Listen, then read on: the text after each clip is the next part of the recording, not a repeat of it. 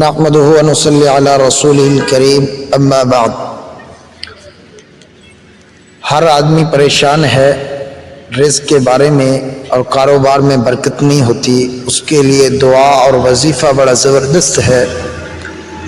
ایک آدمی نے سوال کیا، مجھے رزق کی بہت تنگی ہے، کسی جگہ کام نہیں ملتا، اپنی شاپ بھی نہیں چلی، وہ بیچ دی، میں سورۃ کوثر کا وظیفہ بھی صبح و شام پڑھتا ہوں، کوئی دعا اور وظیفہ بتا دیجئے۔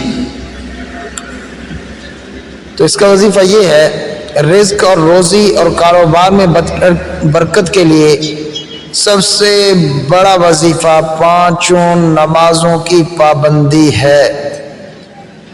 درج ذیل سورت دعائیں پڑھنے کے ساتھ ساتھ استغفار کی کثرت اور حسب استطاعت صدقے کا معمول رکھنا چاہیے۔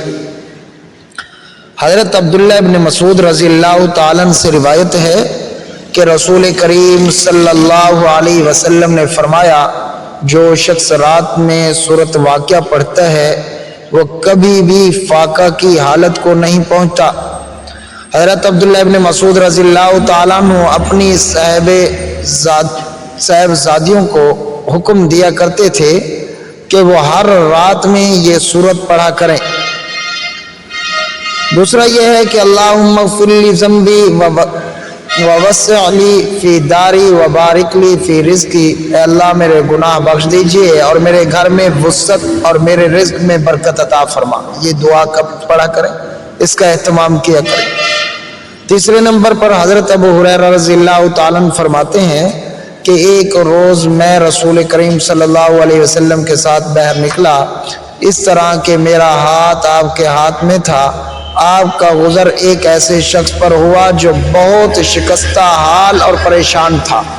آپ صلی اللہ علیہ وسلم نے پوچھا کہ تمہارا یہ حال کیسے ہو گیا؟ اس شخص نے عرض کیا کہ بیماری اور تنگ دستی نے یہ حال کر دیا۔ آپ صلی اللہ علیہ وسلم نے فرمایا، میں تمہیں چند کلمات بتلاتا ہوں، وہ پڑھو گے تو تمہاری بیماری اور تنگ دستی جاتی رہے گی۔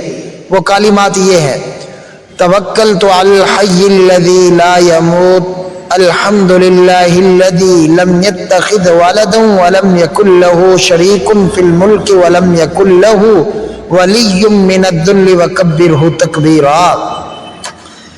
اس کے کچھ عرصہ بعد پھر آپ صلی اللہ علیہ وسلم اس طرف تشریف لے گئے تو اس کو اچھے حال میں پایا۔ آپ صلی اللہ علیہ وسلم نے خوشی کا اظہار فرمایا۔ اس نے عرض کیا کہ جب سے آپ نے مجھے یہ